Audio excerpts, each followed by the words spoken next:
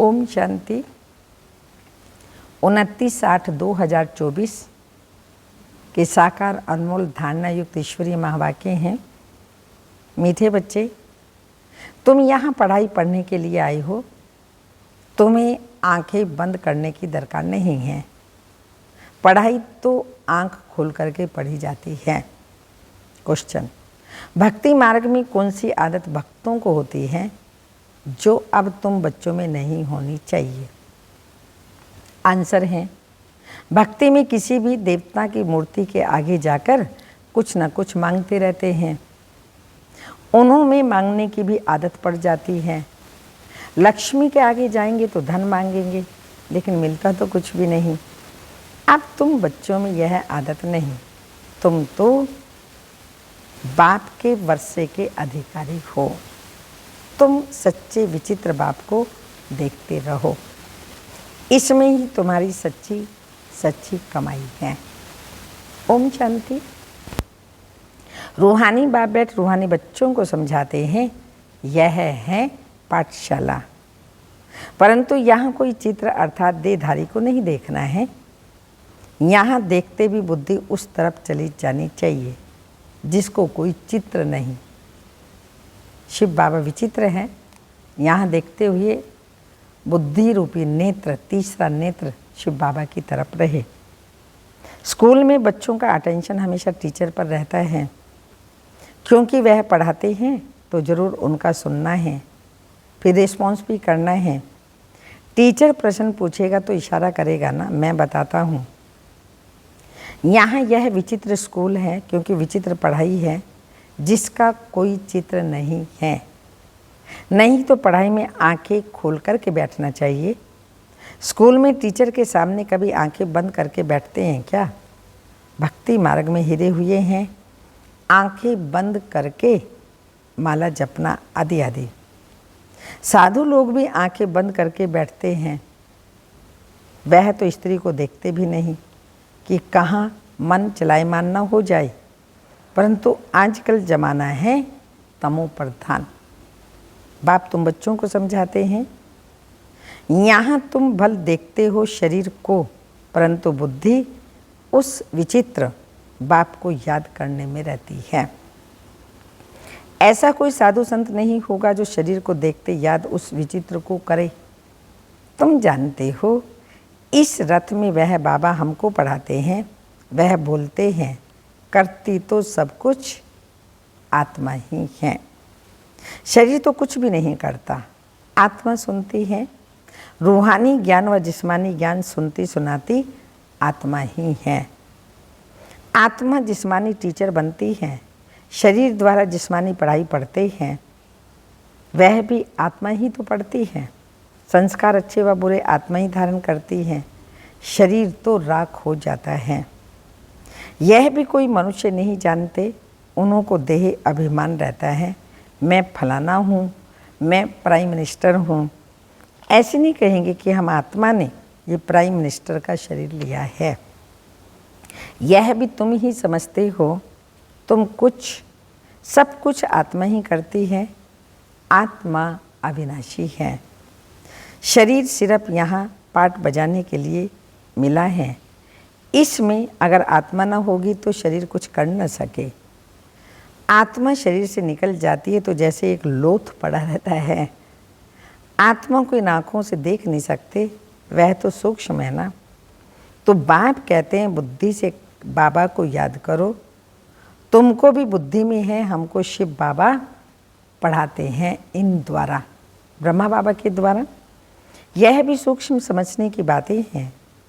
कोई तो अच्छी रीति समझते हैं, कहीं तो जरा भी नहीं समझते। है सिर्फ यह बात। अल्प माना भगवान बाबा। सिर्फ भगवान व ईश्वर कहने से वह बाप का संबंध नहीं रहता। इस समय सब पत्थर बुद्धि हैं, क्योंकि रचयिता बाप और रचना के आदि मध्य अंत को नहीं जानते। ये वर्ल्ड की हिस्ट्री ज्योग्राफी रिपीट होती है। अभी संगम युग पर संगम युग चल रहा है, ये किसी को पता नहीं। तुम समझते हो, आगे हम भी नहीं जानते थे। बाबा अभी तुम्हें यहाँ ज्ञान से श्रृंगारते हैं, फिर यहाँ से बाहर जाते हैं तो माया भुलाकर धूल में लथेर ज्ञान श्रृंगार बिगाड़ देती है। बाप श्रृंगार तो करते हैं परंतु अपना पुरुषार्थ भी करना चाहिए। कई बच्चे मुख से ऐसा बोलते हैं जैसे जंगली श्रृंगार जैसे कि हुआ ही नहीं, सब भूल जाते हैं। लास्ट नंबर में जो स्टूडेंट बैठे रहते हैं उनकी पढ़ाई में इतने दिल नहीं लगते। हाँ, फैक्ट्री आदि में सर्विस कर साहूकार बन जाते हैं, पढ़ा हुआ कुछ भी नहीं। ये तो बहुत उच्च पढ़ाई है, पढ़ाई बिगड़ तो भविष्य पद मिल भी नहीं सकता।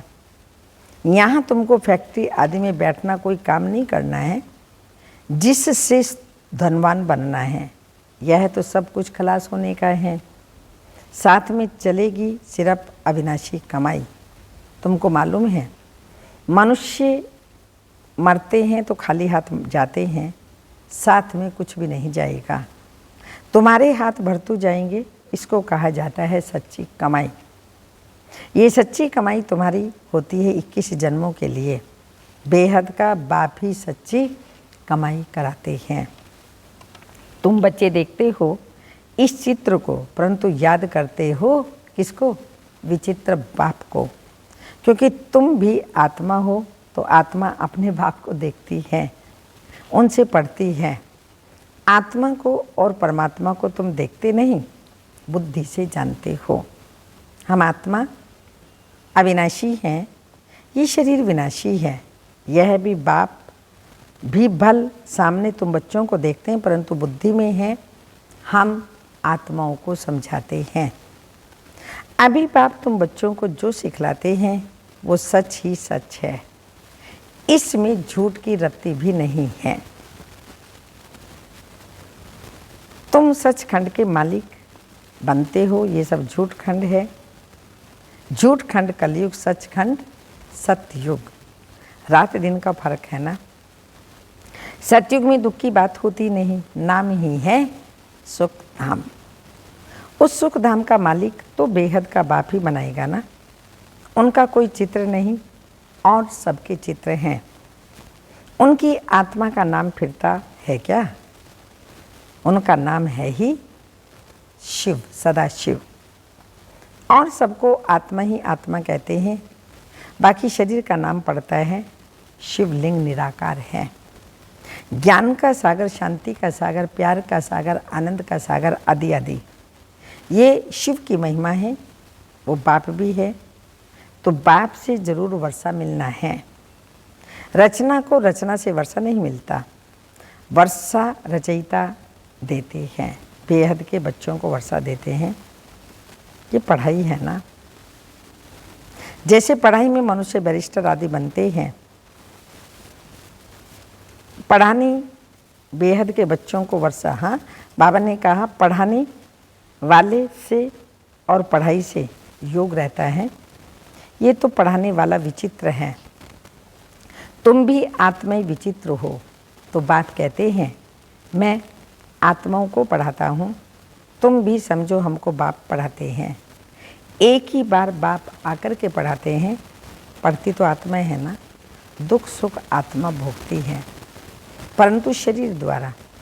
आत्मा निकल जाए तो फिर भल शरीर को कितना भी मारो, जैसे मिट्टी को मारते हो तो बाप बार बार समझाते हैं अपने को आत्मा समझ, बाप को याद करो। ये तो बाबा जानते हैं, नंबरवार धारणा करते हैं। कोई तो बिल्कुल जैसे बुद्धू हैं, कुछ नहीं समझते। ज्ञान तो बड़ा सहज है, अंधा लूला लंगड़ा भी समझ सकते हैं। इतना सहज ज्ञान है जो कोई भी अंधा लंगड़ा आदि हो वो भी समझ सकता है, क्योंकि यह तो आत्मा को समझाया जाता है ना। आत्मा लूली लंगड़ी नहीं होती, शरीर होता है। बात कितना अच्छी रीति बैठ समझाते हैं, परंतु भक्ति मार्ग की आदत आंख बंद करके बैठने की पड़ी हुई है।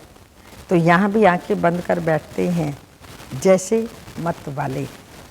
तो बात कहते हैं आंखें बंद ना करो, सामने देखते हुए भी बुद्धि से बाप को याद करो। तब तो विकर्म विनाश होंगे। कितना सहज है।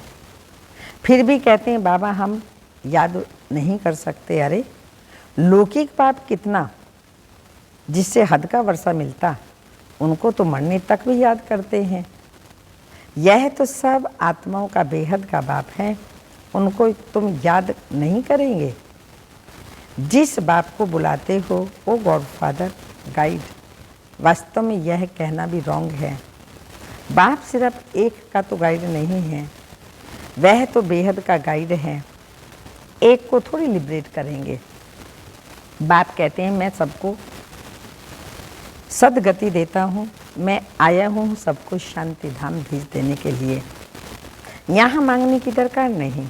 बेहद का बाप है ना, वह तो हद में आकर मीमी करते रहते हैं, हे परमात्मा मुझे सुख दो, शांति दिलाओ, दुख मिटाओ, हम पापी नीच हैं, बाप रहम करो। बाप कहते मैं बेहद की सृष्टि, पुरानी सृष्टि को नया बनाने आया हूँ।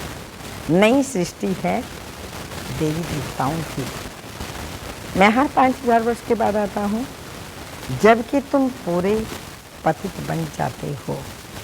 यह है ही आसुरी संप्रदाय। सतगुरु तो एक ही है सच बोलने वाला, वही बाप भी है, टीचर भी है, सतगुरु भी है। तो बाप कहते हैं ये माता ही स्वर्ग का द्वार खोलने वाली है। लिखा हुआ है गेट वे टू हेवन, परंतु यह भी मनुष्य समझते थोड़ी हैं। नरक में पड़े हैं तब तो बुलाते हैं, अब हमको आकर के स्वर्ग में जाने का रास्ता बताने। बाप कहते हैं मैं आता ही हूँ पतितों को पावन बनाने और वापस ले जाने। अब अपने को आत्मा समझ बाप को याद करो तो तुम्हारे पाप कट जाएंगे। सबको एक ही बात सुनाओ कि बाप कहते हैं माया जीत जगत जीत बनो। मैं तुम सबको जगत का मालिक बनाने का रास्ता बताने आया हूँ। फिर लक्ष्मी माया जी जगत जीत बनो, मैं तुमको सबको जगत का मालिक बनाने का रास्ता बताता हूँ। फिर लक्ष्मी की दीप माला पर पूजा करते हैं, उनसे धन मांगते हैं। ऐसे नहीं कहते हेल्थ अच्छी करो, आयु बड़ी करो। तुम तो बाप से वर्षा लेते हो, आयु कितनी बड़ी हो जाती है। अभी हेल्थ वेल्थ हैप्पीनेस सब दे देते हैं। वह तो लक्ष्मी से सिर्फ ठिकरियाँ मांगते हैं, वह भी मिलती थोड़ी है। यह एक आदत पड़ गई है मांगने की। बाबा कहते आदत पड़ गई है। देवताओं के आगे जाके भीख मांगेंगे, यहाँ तो तुमको बाप से कुछ भी मांगना ना नहीं है। तुमको तो बाप कहते मामे कम याद करने से मालिक बन जाएंगे और सृष्टि चक्र को याद करने से चक्रवर्ती राजा बन जाएंगे। दैवी गुण भी धारण करने हैं, इसमें कुछ बोलने की दरकार नहीं रहती। जबकि बाप से स्वर्ग का वर्षा मिलता है, अभी तुम इनकी पूजा करेंगे क्या? तुम जानते हो हम खुद ही यह बनते हैं। फिर इन 5 तत्वों की पूजा करेंगे। हमको विश्व की भाषा मिलती है तो यह क्या करेंगे? अभी तुम मंदिर आदि में नहीं जाएंगे। बाप कहते हैं सब भक्ति मार्ग की सामग्री है। ज्ञान में तो एक ही अक्षर है, माँ में कम याद करो। पहले 2 बाबा कहते थे, अब एक ही अक्षर है, माँ में कम याद करो। बस याद से ही तुम्हारे पाप कट जाएंगे, सतो प्रधान बन जाएंगे। तुम ही सर्वगुण संपन्न थे, फिर बनना पड़े, यह भी समझते नहीं है। पत्थर बुद्धियों से बाप को कितना माथा मारना पड़ता है। यह निश्चय होना चाहिए कि यह बातें कोई भी साधु संत आदि बता ना सके सिवाय एक बाप के।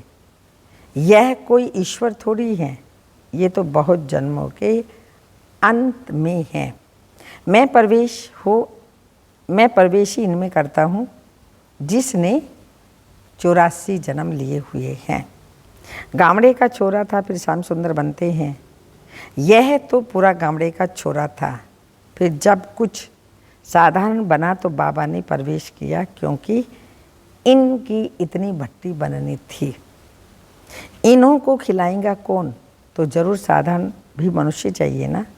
ये सब समझने की बातें हैं। बाप खुद कहते हैं मैं इनके बहुत जन्मों के अंत में आकर के प्रवेश करता हूँ, जो सबसे पतित बना है, फिर पावन भी वही बनेंगे। 84 जन्म इसने लिए हैं तत्त्वम। ऐसे तो नहीं बहुत, ऐसे तो नहीं बहुत है ना। सूर्यवंशी चंद्रवंशी बनने वाले ही यहाँ आते हैं, नंबरवार पुरुषार्थ अनुसार। बाकी ठहर नहीं सकेंगे। देरी से आने वाले ज्ञान भी थोड़ा लें व सुन सकेंगे, फिर देरी से ही आएंगे। अच्छा, मीठे मीठे सिक्के लदे बच्चों प्रति माता पिता बाप दादा का याद प्यार, गुड मॉर्निंग, डायमंड मॉर्निंग। रूहानी बाप की रूहानी बच्चों को नमस्ते। हम रूहानी बच्चों की रूहानी माता पिता बाप दादा को याद प्यार, गुड मॉर्निंग, डायमंड मॉर्निंग, ओम नमस्ते। धारणा के लिए मुख्य सार हैं। बाप जो ज्ञान श्रृंगार करते हैं उसे कायम रखने का पुरुषार्थ करना है। माया की धूल में ज्ञान श्रृंगार बिगाड़ना नहीं। पढ़ाई अच्छी रीति पढ़कर अविनाशी कमाई करनी है। सेकंड पॉइंट, इस चित्र द्वारा अर्थात देहधारी को सामने देखते हुए भी बुद्धि से विचित्र बाप को याद करना है। आंखें बंद कर बैठने की आदत नहीं डालनी है। बेहद के बाप से कुछ भी मांगना नहीं है, मांगने से मरना भला। वरदान है समय के महत्व को जान, फास्ट सो फर्स्ट आने वाले तीव्र पुरुषार्थी भव। स्पष्टीकरण, अव्यक्त पाठ में आई हुई आत्माओं को last so fast, fast so first आने का वरदान प्राप्त है। तो समय के महत्व को जान, मिले हुए वरदान को स्मृति में लाओ। यह अव्यक्त पालना सहज है, शक्तिशाली बनाने वाली है। इसलिए जितना आगे बढ़ना चाहो बढ़ सकते हो। बाप दादा और निमित्त आत्माओं की सर्व के प्रति सदा आगे उड़ने की दुआएं होने के कारण तीव्र गति के पुरुषार्थ का भाग्य सहज मिला हुआ है। स्लोगन, निराकार से साकार के महामंत्र को स्मृति से निरंतर योगी बनो। निराकार से साकार के महामंत्र की स्मृति से निरंतर योगी बनो। अव्यक्त इशारा है, सदा विजय के उमंग उत्साह में रहो। ना हो उम्मीद, कोई संस्कार ना हो, कोई भी मुश्किल कार्य इतना सहज अनुभव हो जैसे कोई बड़ी बात ही नहीं है, क्योंकि अनेक बार यह कर चुके हैं। कोई कहे नई बात नहीं कर रहे हैं, कई बार की हुई रिपीट कर रहे हैं। यह स्मृति विजयी बना देती, यह स्मृति विजयी बना देती। ओम